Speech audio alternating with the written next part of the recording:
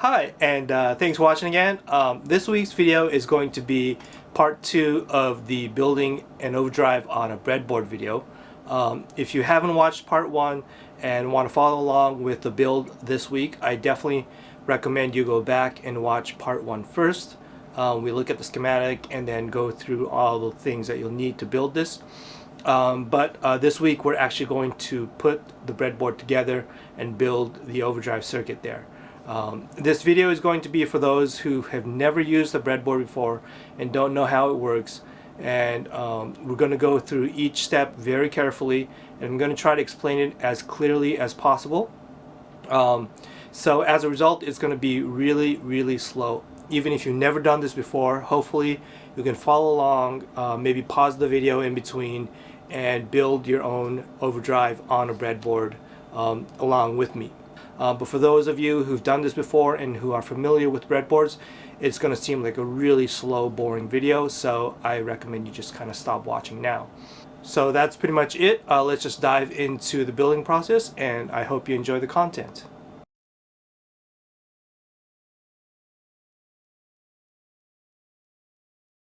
Okay, so let's get started, and I guess the first thing I should do is go over how a breadboard actually works.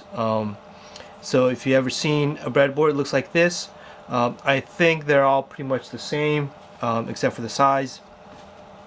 And when you're looking at a breadboard, you want to think of it in two of the same thing. So if I were to hide one half of this breadboard, you're going to have this half, and then the other half is just a mirror of that half. So they behave in the exact same way. Okay, and so let's look at this row over here. You can see a bunch of little slots where you're going to plug in the cables. And this one is labeled positive with a red line going across, and then this one is labeled negative with a blue line going across. What's going on here is that if you plug into any one of these in the top row here, they are going to be connected to each other. So for example, if I were to take a lead and plug it in here just randomly, and then plug it in here just randomly, these two cables are right now, they are connected to each other on this end. Same thing goes with the negative side or the blue side. If you were to plug in over here and then plug in over here, these two are essentially connected on this end. Obviously these ends are not connected to each other, but so what we're going to do is we are first going to establish our power supply, and so for that we are going to take this battery snap and then plug the red side, the red cable, into the positive side, and then the negative cable into the negative side. Okay, so that establishes our power supply. The next thing I like to do is to take another lead, black is probably the best, and connect it to this part and then connect that to that. What that does is we are connecting the two ground rows to each other. So essentially, if you plug anything into any of these two rows, they are all going to reference ground, or they're going to be connected to ground. The next part we're going to do first is to actually do the preparation for the the external components. So we're going to look at the 1/4-inch jacks. If you take a guitar lead, so this is a guitar lead. Okay, so you have the sleeve part and the tip. And so when you plug in your cable into the jack, as you can see, the tip is going to be connected to this little metal piece right here, and the sleeve is going to be connected to this sort of screw part right here. The sleeve is going to be ground, and the tip is going to be your signal. So if you look at what's connected to the tip, that comes around, goes over here, but that tip is connected to this little thing right here. And so you want to connect a cable to this and then have that connect to your breadboard, and that's going to be your signal. And then as for ground, I don't know if you can see it, but the whole sleeve part, the screw part right here, is all connected to this part right here. And so if you connect a wire or a cable here and connect that to any one of these ground rows, that's going to be a ground. And on the other end, what I like to do is this thing here. I don't know if you can see it well, but basically it's a breadboard cable, but I took the other side off. I kind of pulled it off and exposed the bare wires. And what I'm going to do is I'm going to connect this to the tip part of the jack. Again, wrap it around and do that. Okay. The reason why I do this, and this is just a personal thing, is because I want to have the tip really easily plugged in and out of different spots, because if I want to test the clean signal of the guitar against the overdrive, I have to plug it into a different spot.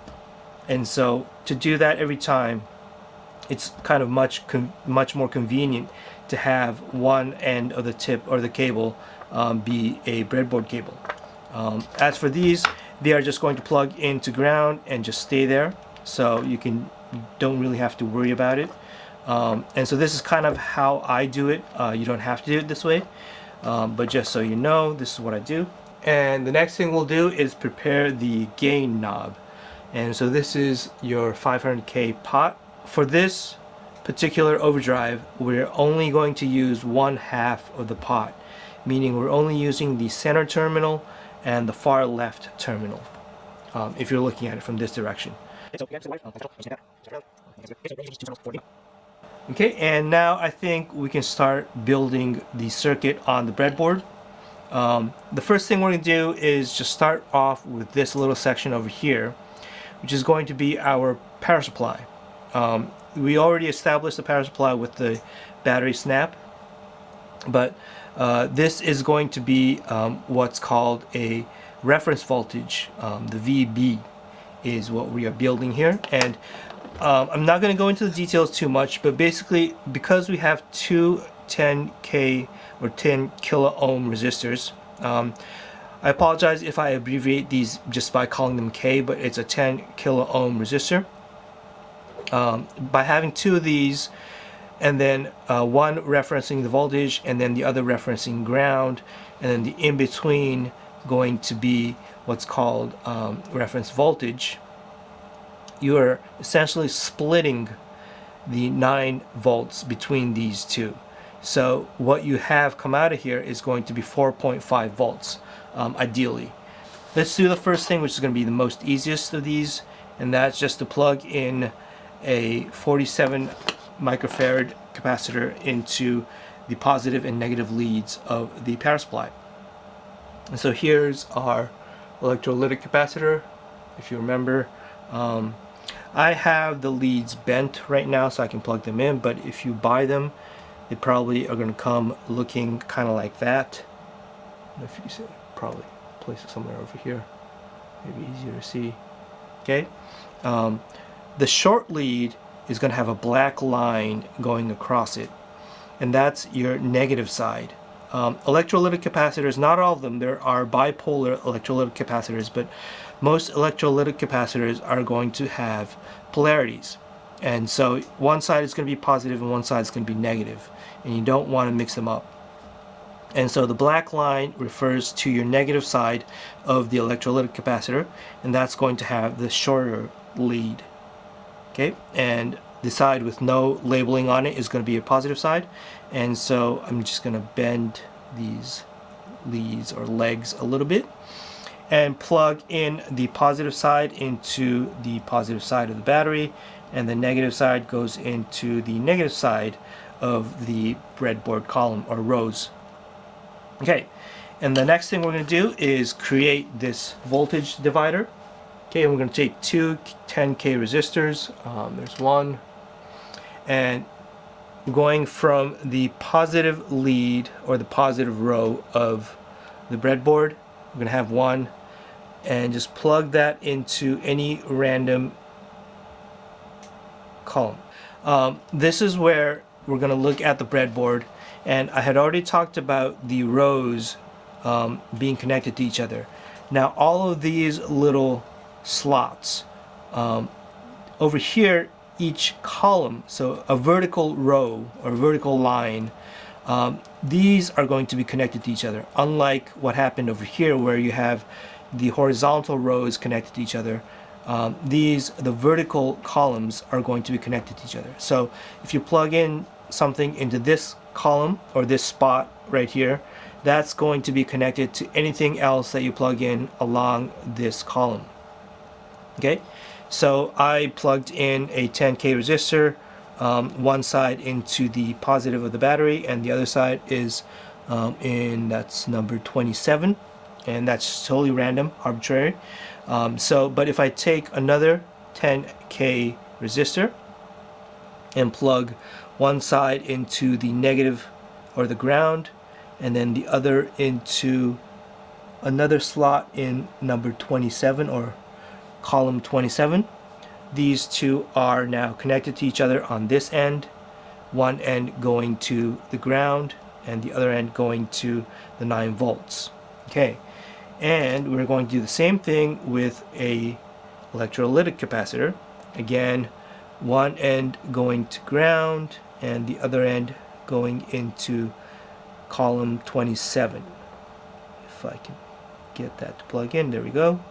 Okay, so essentially, as we see in the schematic, you're going to have 3 things connected to each other: 10K resistor, 10K resistor, and the positive end of a 47 microfarad capacitor. These 3 are connected to each other right now, and so on row 20 or column 27, these are all connected to each other.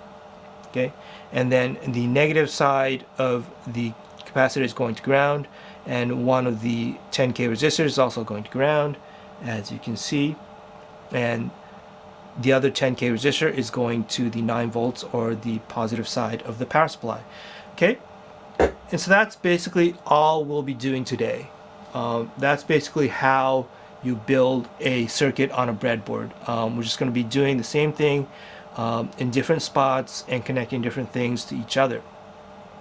So what I want to do next is, now that we have established the reference voltage here, the VB, I want to make this whole row over here be that reference voltage. So I'm going to plug in this cable into number 27 and then plug the other end into the positive side of this row. And so now this entire row here is going to be VB. I guess the next thing we'll do is prop in the op amp, and let's see. Okay, I'm going to place the op amp just randomly over here. I'm not going to plug it in, just to show you guys on camera. Okay, and so let's throw this in here. Like I said, this is going to be a dual op amp or a 2-channel op amp, and it's going to be characterized by having 8 leads sticking out. There are single op amps with 8 leads that look exactly the same from the outside, so you're going to have to look at spec sheets depending on the parts number. But this is a dual op amp sort of layout. And so we have 8 leads, and if you look over here, there's going to be a little notch at the top, and I don't know if the camera can pick it up, but on this guy there's a little notch at the top, and some of them don't have the notch, but they're going to have this little circle indent on the upper left corner, and I didn't draw that in this, but the circle is going to be over here up on the left. And the reason why we have these notches or circles is because an op amp doesn't have symmetrical layouts on both sides, so you can't just randomly plug in an op amp and then flip it over and have the exact same results. So you have to have the right direction plugged in to have it work. So I'm not going to go into the details. Basically looking at the top left lead over here on these guys, maybe that's better, I don't know. Okay, that's going to be your output. So this one triangle and the little line sticking out. That's one op amp. This is one op amp. Okay, and so the upper left lead, number 1, is going to be your output for one of the op amps. And the second one is going to be what's called an inverting input. And the third one, from the top coming down, is going to be what's called a non-inverting input. Again, we're not going to go into details, but remember that the inverting input is characterized by a negative symbol on the triangle, and the non-inverting input is characterized by a positive symbol on that triangle. Okay, and the fourth lead on the left corner, or the bottom left corner, is going to be a ground, and this is your common ground for the entire op amp. So both op amps are going to share this ground. And then going up to the top right, this guy over here, that's going to be your V plus. So this is, in our case, it's going to be 9 volts.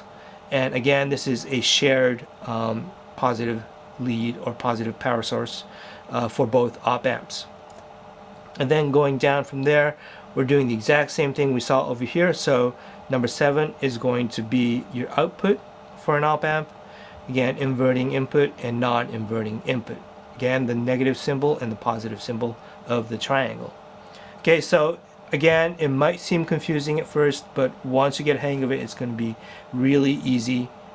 Okay, so now let's just plug in the op amp into the breadboard. I'm just going to pick a random spot in the middle, and what you want to be careful is you don't want to plug it in like this. And for obvious reasons, because again, each column is going to be connected to each other, meaning that you're going to be connecting this lead with this lead, and you don't want to do that. So you want it to span across the center section of the breadboard. We're just going to push it in, and so we have plugged in our op amp. And so now that we have our op amp plugged in, we want to connect the power supply and ground. And so if you remember, this is how it looks. And so we're going to take the positive power supply, the 9-volt power supply, and plug that into the top right, or number 8. And then we're going to take ground and plug that in over here. Okay, so we've established the ground and the positive power supply for the op amp. Now let's move into the schematic and take a look at this. So the guitar comes in from here, goes through a 0.01 microfarad capacitor, and then from there goes to the non-inverting input of the op amp. And so the non-inverting input of the op amp was number 3 right here. And so we're going to take,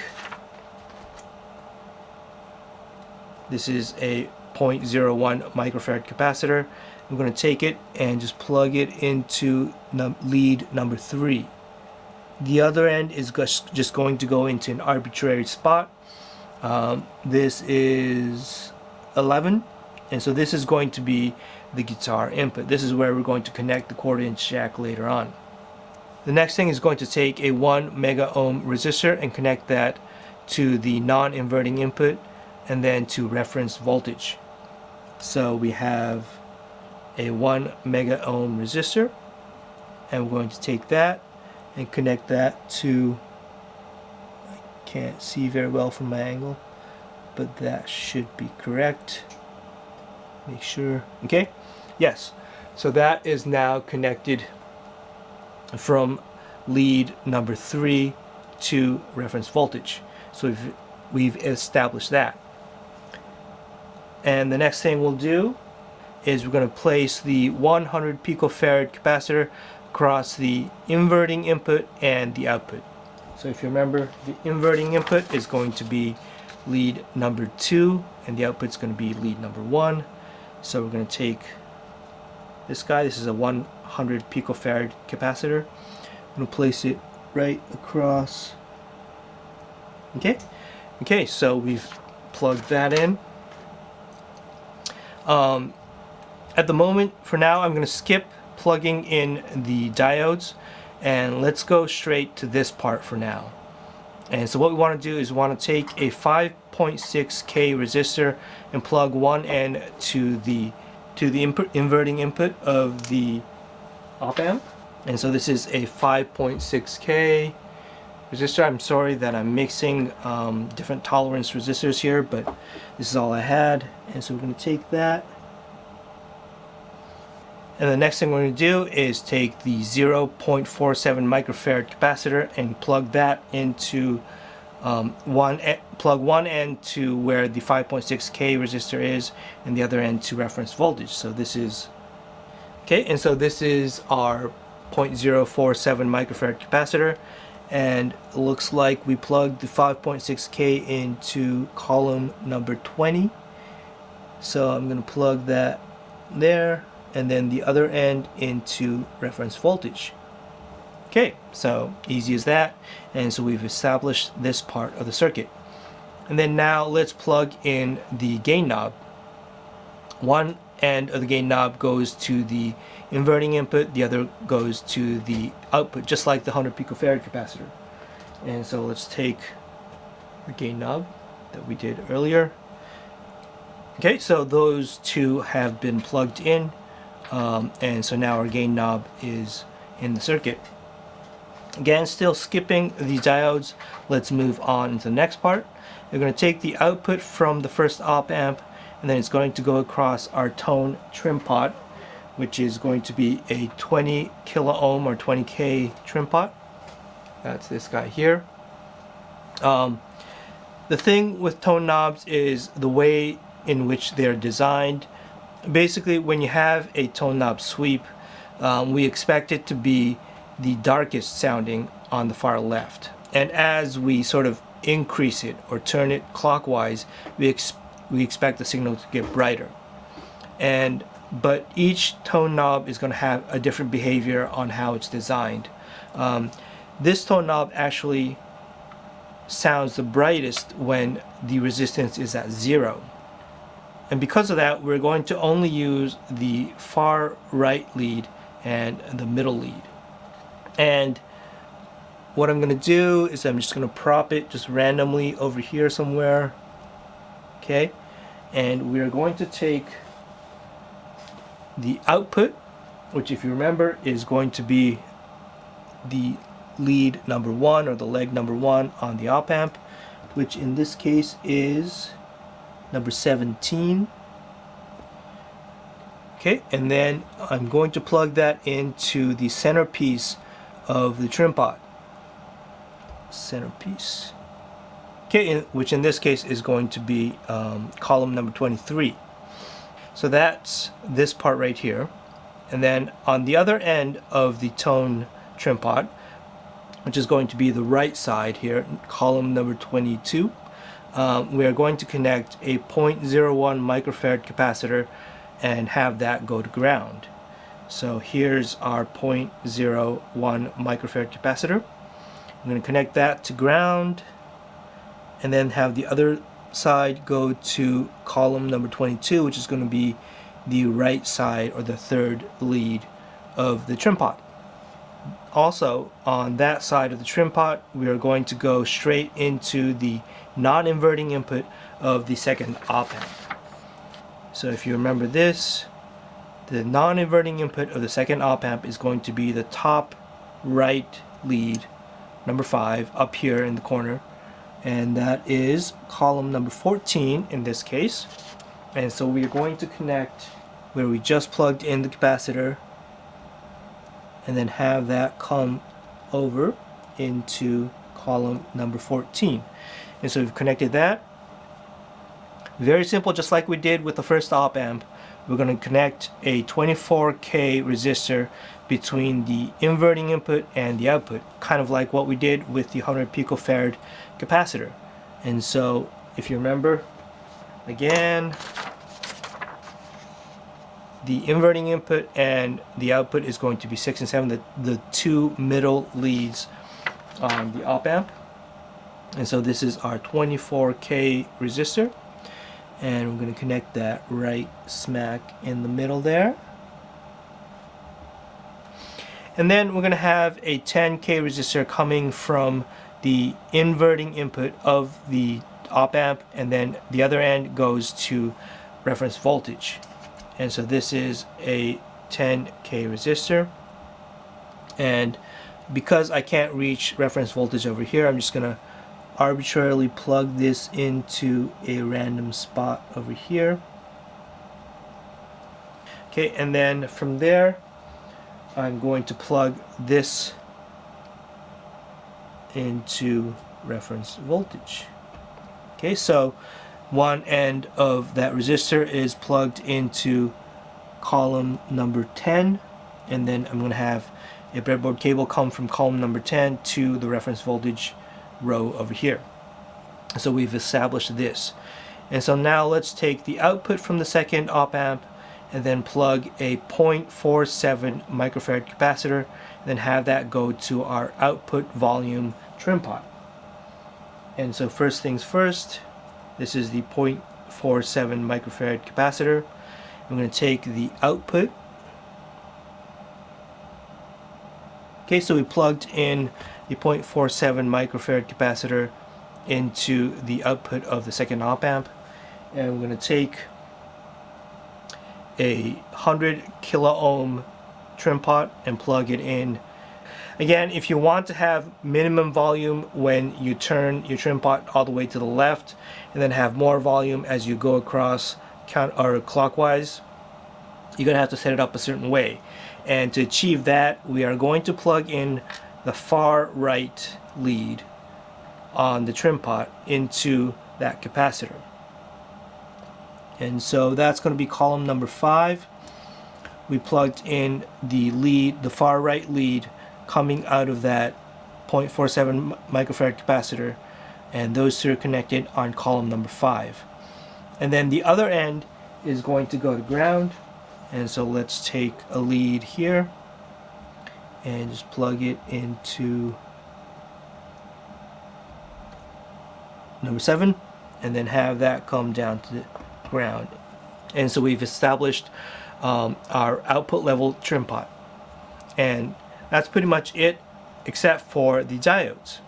Okay, and so the last thing we're going to do is connect the diodes, but before that, let's plug in the 1/4 inch jacks. Okay, this is where you kind of want to keep track of what color is what, so you just know which one's output and which one's input. But it doesn't really matter. In this case, I'm going to use the purple lead for the output, and that's going into number 6, which is the middle lead of that trim pot, and the other side is going to ground. Okay, and this is going to be for the input, and we're going to take the yellow lead and plug that into, remember where the first capacitor was, which is right here. That was this guy, and we're going to take the other end and plug that into ground. Okay, so it's starting to get a little messy, but we have established our output, our input, our gain knob, and our power supply. And hopefully this all fits. Let me see here.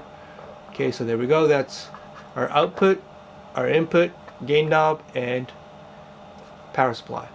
Okay, the last thing with the diodes. The reason why I left that for last is because one thing I like to do is I like to sort of put the diodes somewhere else away from the op amp, so that I can change them out to LEDs, or maybe even just remove them completely so we have no diodes in the circuit and you can just hear the op amp breakup.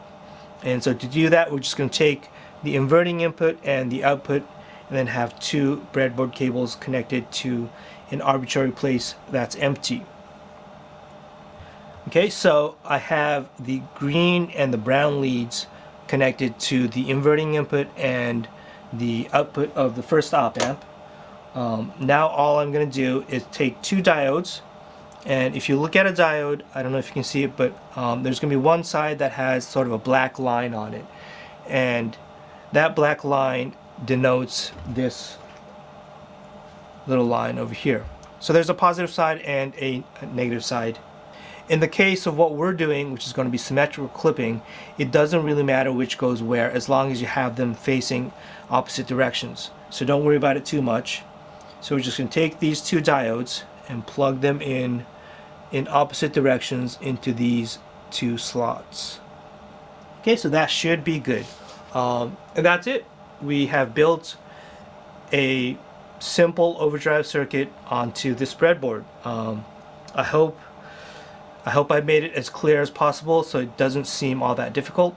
I just wanted to kind of break it down in small steps so that if you've never done this before, it doesn't seem as intimidating as it looks. Okay, and I guess the last thing we're going to do is just plug it in and play it and see how it sounds. And if it doesn't work, we're going to have to troubleshoot it, but hopefully it works on the first try. Okay, so we're back, and I had to rearrange the cameras to get my usual 2-camera setup going again. But I guess the first thing we'll do is to connect the guitar and the amp and set up everything and start off with the clean tone. So let me do that.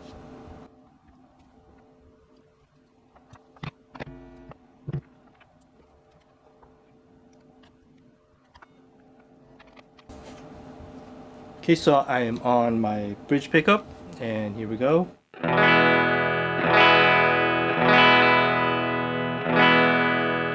And on to the neck pickup.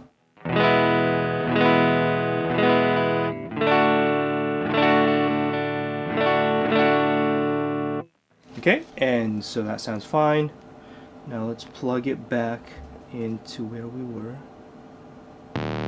Whoa, whoa, hello. What's going on?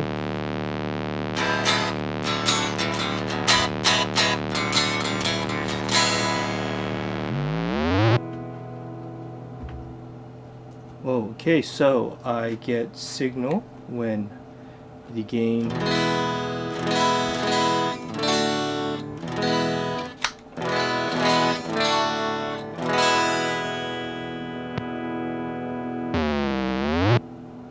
that's actually kind of cool.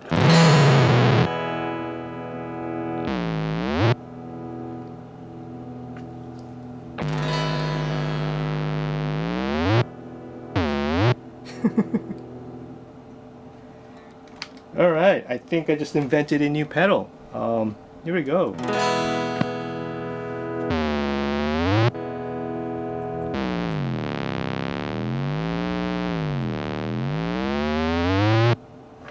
Okay, so that's totally fun.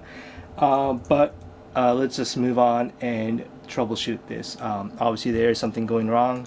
So I'm gonna have to stop the camera and figure out what the problem is here. So yeah, let me just stop the camera quickly and I will try to figure out what I did wrong.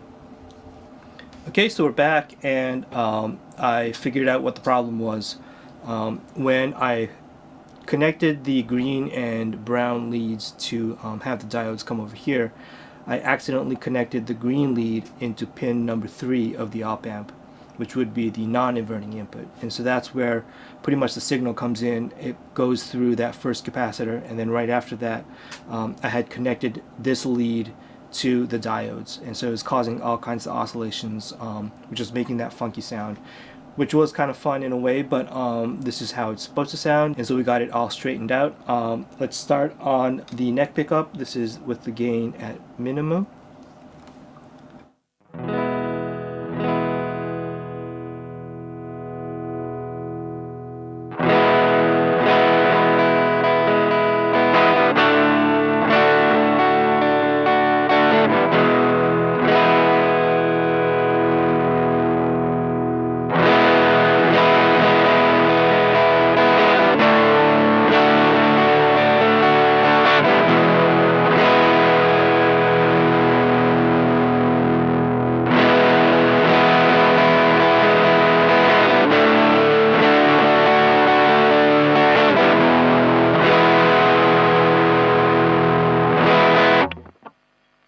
Okay, and so let's move on to the bridge pickup real quick.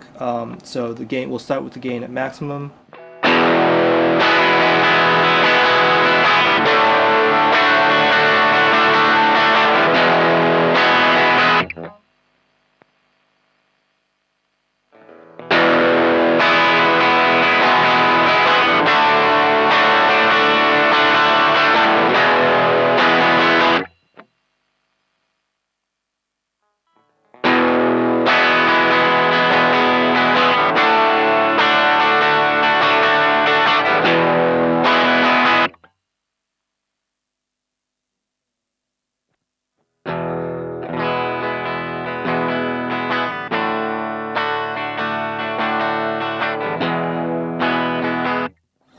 Alright, and so let's turn up the gain a little bit, go to noon, and let's double check to see if the tone knob is actually working. So this is right around noon right now.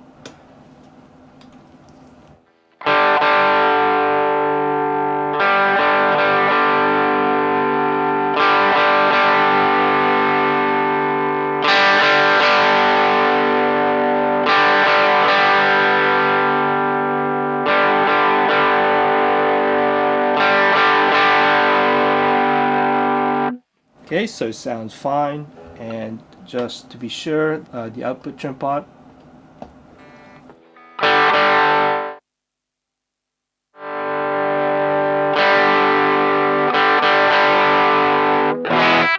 Okay, and I'm not gonna max that out for obvious reasons. Okay, so that's it. I hope if you follow along this far and built your own, I hope yours is working out as well. Okay, so that's it, and I hope you're able to follow along with the build. I hope you were able to build your own successfully so that it has normal tones, unlike my communicating with distant aliens kind of thing going on. But anyway, most of all, I hope you enjoyed the process, because for me at least, that's the most important thing about these things, is that you really have fun doing it, and then with the finished product you can have fun even more playing through it, and then even tweaking it further if you wanted to. And so I think that's most important, at least for me. But anyway, please share your thoughts, experiences, or any questions you have in the comment section below. I love to hear from you guys, and as usual, thanks for watching, and hope you enjoyed the video.